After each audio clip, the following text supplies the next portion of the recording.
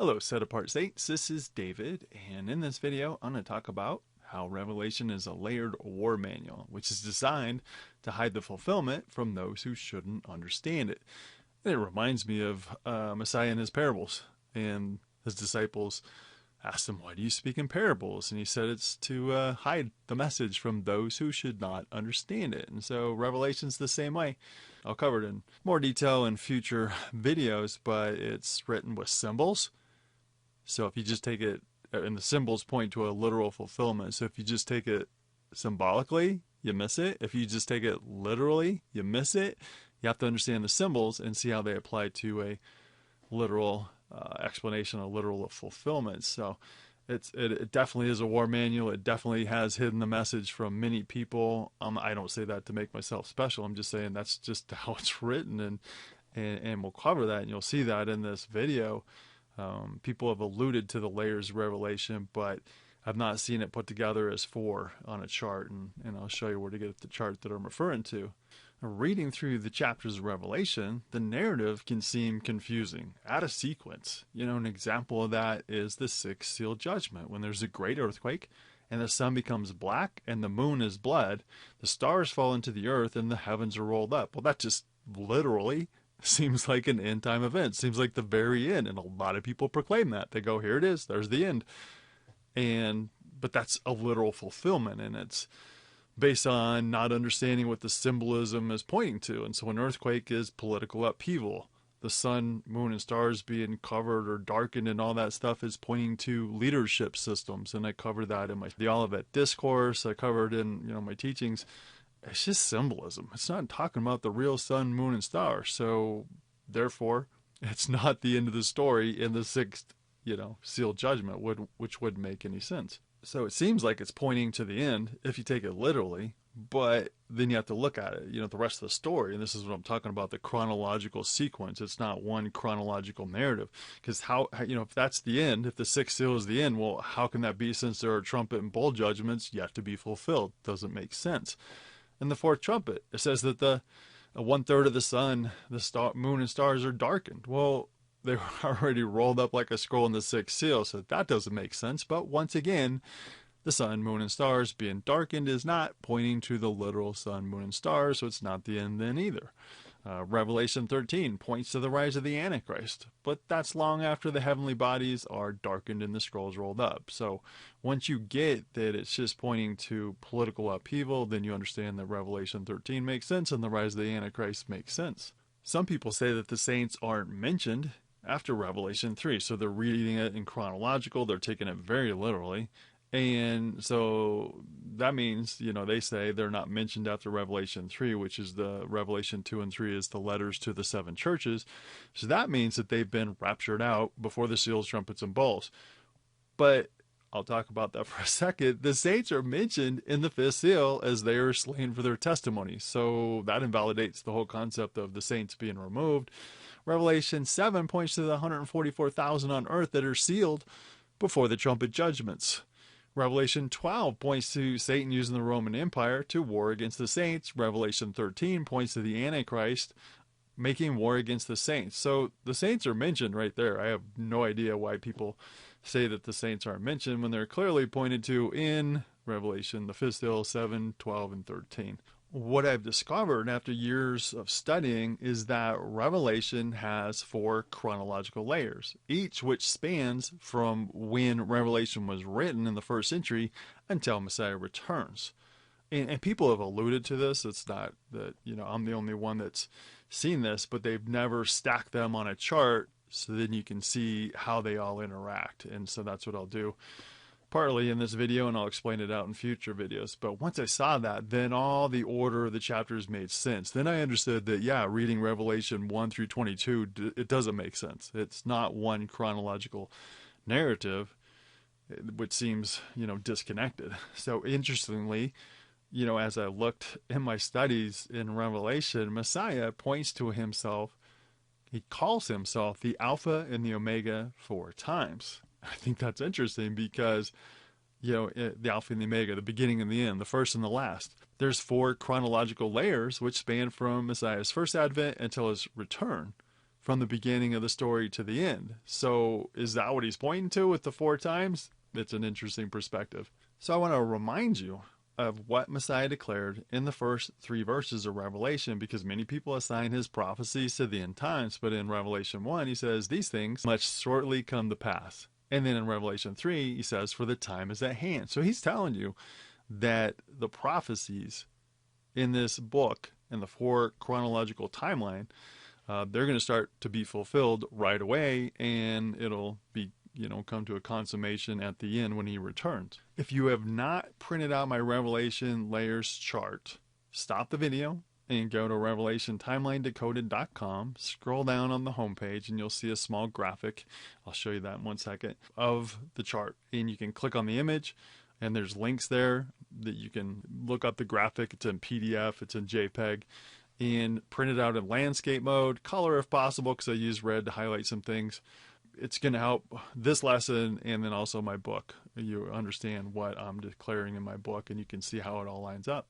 So on the screen is just a basic image of the chart. You probably can't read it, but like I said, go to the website. You can download a high definition graphic of it, print it out, or have it on your screen, but you can go back and forth and you can see the layers. And I'm going to talk about this more, but you can see first layer, Revelation 12, and then 13. So that's the base layer, talking about the Roman Empire, and I'll go through that in a second. Second layer is talking about the 7 church eras. So here we go through the church eras, showing you how they overlay, how they line up with the different phases of the Roman beast kingdom. And then up here on the 3rd layer, you see the seals, trumpets, and bowls. So you see how the seals are about the Roman Empire. You see how the trumpet judgments in the little book of Revelation, the 2 witnesses came during the Pope's reign, right, of Revelation 13. You see the bowl judgments.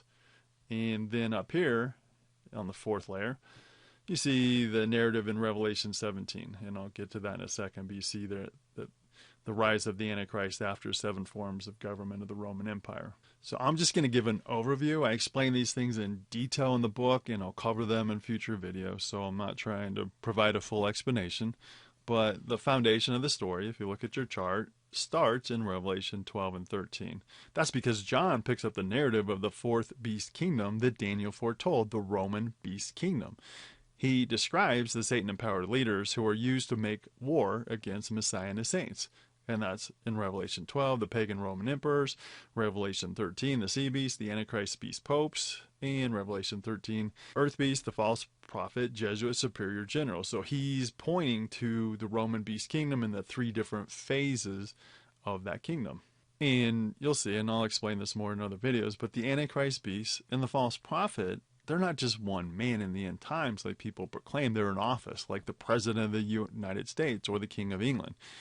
So you'll see that played out. But in Revelation 12, John describes the birth of Messiah's ecclesia, his saints, his church, and how Satan the dragon made war with the saints and tried to wipe out Messiah's church.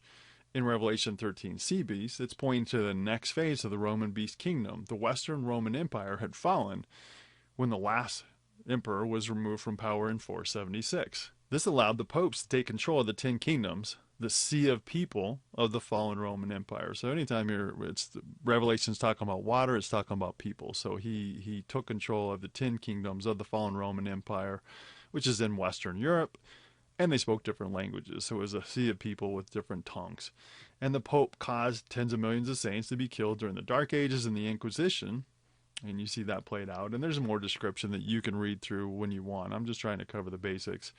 And on the bottom right, the Revelation 13 Earth Beast points to the next phase of the Roman beast kingdom, which is the end times phase. It's not a new beast. It's the same Roman beast kingdom, but it's changed forms once again. The false prophet, Jesuit superior general, was empowered in the 16th century to counter the Reformation. He lived in Rome at the Vatican with the Antichrist beast pope. So the Earth beast narrative points to the general rising to power out of the land, out of the earth of the Vatican. People say that it's the USA, an open land, but the last beast kingdom is that Daniel told us about, that I showed in another video, is the Roman beast kingdom. It's always going to be Rome. It never stops. It's a false narrative that the USA is the Earth Beast. The general in Rome controls the District of Columbia, along with 2 other city-state corporations, through which he controls the whole world. So the US is in there, but it's controlled by the general in Rome. Looking on the Revelation layers chart, you see the bottom layer shows the 3 phases of the Roman beast kingdom that are described in Revelation 12 and 13.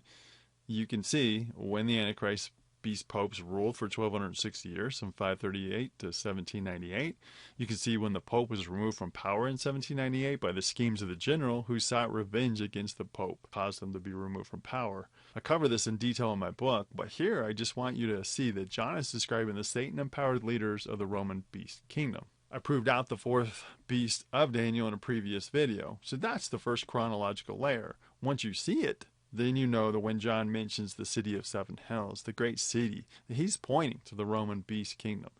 But John couldn't say that openly, as it would have invited more persecution by Rome. So he used symbols that the saints would know, and we should know, and I'll cover this in another video about that Revelation is from John's perspective.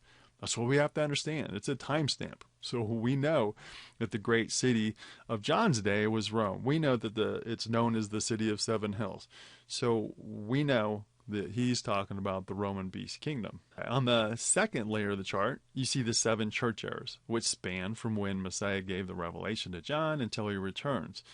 Many people say that they were only letters to saints in the 1st century.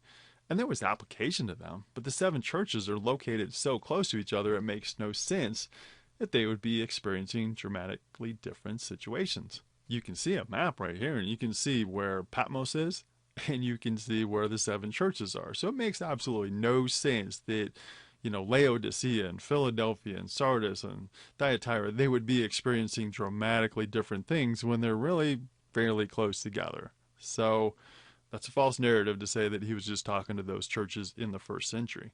And why didn't he write to larger churches like Philippi, right? Colossus, Thessalonica. Why didn't he write to those? And there's a specific reason. He chose those churches because their names have meaning, which applies to the church eras in which they existed. So an example of this is the church of Smyrna, which is a symbol of death, of myrrh.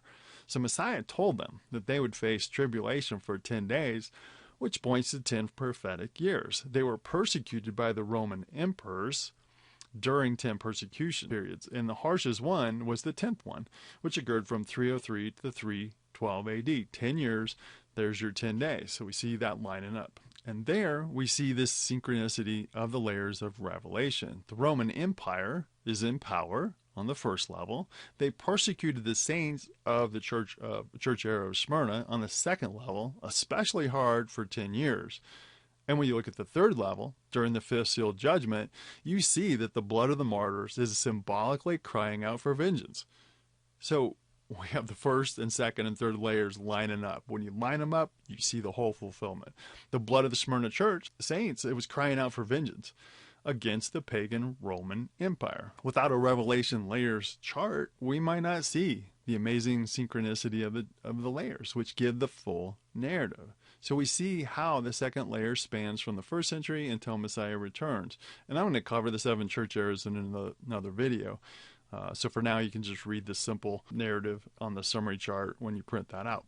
On the 3rd layer, we see how the seal, trumpet, and bowl judgments are fulfilled. The seal judgments caused the decline of the Roman Empire from civil wars, economic strife, famine, and pestilence. The trumpet judgments describe army after army being sent against the Roman Empire, leading to its fall. And we see the prayers of the martyrs for vengeance being answered, right? They prayed, their blood was crying out for vengeance. Here it comes with the trumpet judgment. So we see that synchronicity. We see that lining up with the seal judgments, then the trumpet judgments. The saints' prayers are answered. On the 2nd level, we see the rise of Islam and the Muslim armies in the 5th trumpet, which would have been used by the Antichrist beast popes to kill their enemies and to conquer territory. All the symbols are from Arabia, horses and locusts and scorpions. We see the Turks being released during the 6th trumpet to go attack the Orthodox Christians in Constantinople as part of judgment against apostate people. And they used large cannons to knock down the walls, which filled the battlefield with fire, smoke, and brimstone. We see the time of the Protestant Reformation. and the advent of the printed Bible, the little book of Revelation 10, which spread the gospel around the world, and a huge harvest of souls was made during that time. And we see the bowl judgments, which are against the Antichrist beast pope, and Catholics who had revered and obeyed the Antichrist beast pope. So revered, mark on your forehead, your beliefs; obeyed, mark on your right hand, your actions, the Antichrist beast popes. And we see that played out through the bowl judgments. Judgment came during the bloody French Revolution and the Napoleonic Wars. The Pope was removed from power during the Fifth Bowl Judgment in 1798. That ended his 1260-year reign of power. We see the Ottoman Empire being dried up. It's symbolized by the river Euphrates, and it's being dried up during the Sixth Bowl Judgment. So it was released. The Turks were released during the Sixth Trumpet, and now the Ottoman Empire is being dried up during the Sixth Bowl Judgment. And we see that we're in the Sixth Bowl. That's where we're sitting right now, in the Sixth Bowl, waiting on the one world government of the Seventh Bowl. So we see how the third layer spans from the first century until Messiah returns. We're not done yet. We still have the Seventh Bowl, the rest of the Sixth Bowl, and the Seventh Bowl to be fulfilled, but you see where we're at on the fulfillment chart. You can see how most of Revelation has already been fulfilled, and there's not much left to be fulfilled before Messiah returns. We live in an absolutely amazing time when we can see the judgment of the harlot, we can see Messiah return. We live in an epic time. We truly are blessed. Looking at the fourth layer on the top, we see an overview of what John was shown in Revelation 17 and 18.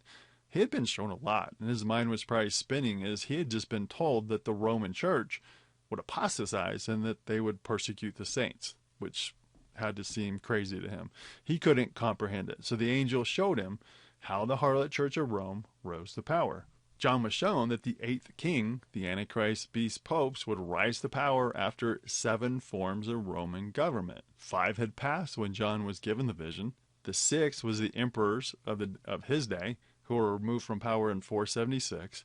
The 7th existed a short time from 476 to 538, and then the 8th, the popes were given civil authority over the Roman beast kingdom.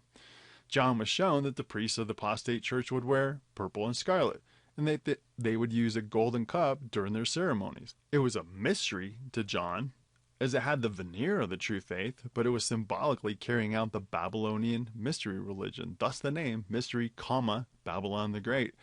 And it's the Babylonian mystery religion of the worship of the sun god, and the moon goddess, and the Christ child, Tammuz. John was shown that the harlot church would persecute the saints, and we can see that John is describing the Roman Catholic Church, which is led by the Antichrist beast popes, which killed tens of millions of saints during the Dark Ages and the Inquisition. And John has shown that the harlot church will be judged and desolated, and that can happen in our lifetime. So we can see how the fourth layer starts with the Roman Empire and ends at the desolation of the harlot. And when you read through the brief summaries on the Revelation layers chart, you see how the events occurred during the different phases of the Roman beast kingdom in the different church areas. You see how the seal judgments and the first 4 trumpets took place during the Roman emperor phase of the Roman beast kingdom, which caused its decline and led to its fall. Looking at the fourth layer, you see that the 6th king, the Roman emperors, were in power during that phase. Looking at the first layer, you see in the middle, the sea beast phase of the Roman beast kingdom. You see the 1260-year reign of power of the popes of Rome. So above that, on the second layer, you see the 2 church eras of Thyatira and Sardis, who existed during the 1260-year reign of power of the Antichrist beast popes. They were part of the 2 witnesses. They witnessed against the popes. They proclaimed that the popes are the Antichrist, that they're the son of perdition, that they're teaching things that are contrary to Scripture, that their church is the harlot church of Revelation. So they witnessed against the popes during that time. On the third layer, in the middle, you see Islam being created and the rise of the Muslim army, which is the clay of the iron clay feet of the statue of Daniel 12. So the iron of Rome, the Roman beast kingdom, and the clay, they work together. They don't always get along, but they work together. And I'll cover that in future studies. On the fourth layer, you see the 8th king, the popes of Rome, who rose to power out of the fallen Roman Empire. And then on the first layer, on the right, you see the earth beast phase of the Roman beast kingdom. Looking at the second layer above that, you see the church eras of Philadelphia, when the gospel was proclaimed around the world, the Messiah had nothing but praise to say about them. And you see the last church era of Laodicea, which has fallen under the deceptions of the false prophet. That's the church era that we live in. And Messiah's description to her is that you're lukewarm, you're miserable, you're wretched, you're naked, poor, and you're blind. And if you look around at the church today, that's a really good description of the saints right now. And you see the last church era of Laodicea, which has fallen under the deceptions of the false prophet. Looking at the third layer, you see how the Jesuit Superior General caused the bold judgments to be poured out on the Pope and Catholics who revered and obeyed him. The general did it for revenge, but it served as righteous judgment. You see where we're at on the timeline. In the midst of the sixth bowl, we're waiting on World War III, a worldwide economic collapse, and the New World Order of the seventh bowl. I will cover the connection of these layers more in future videos. I just wanted to give a basic overview so you can have the chart. Make sure you have the chart, print it out as I go through future videos. You'll want to reference it. There's a PDF on my website that you can print that's high res. You can even print it at 18, what did I make it? So 18 by 24 inches. If you want to go to FedEx, you can print it up there. It's like $15.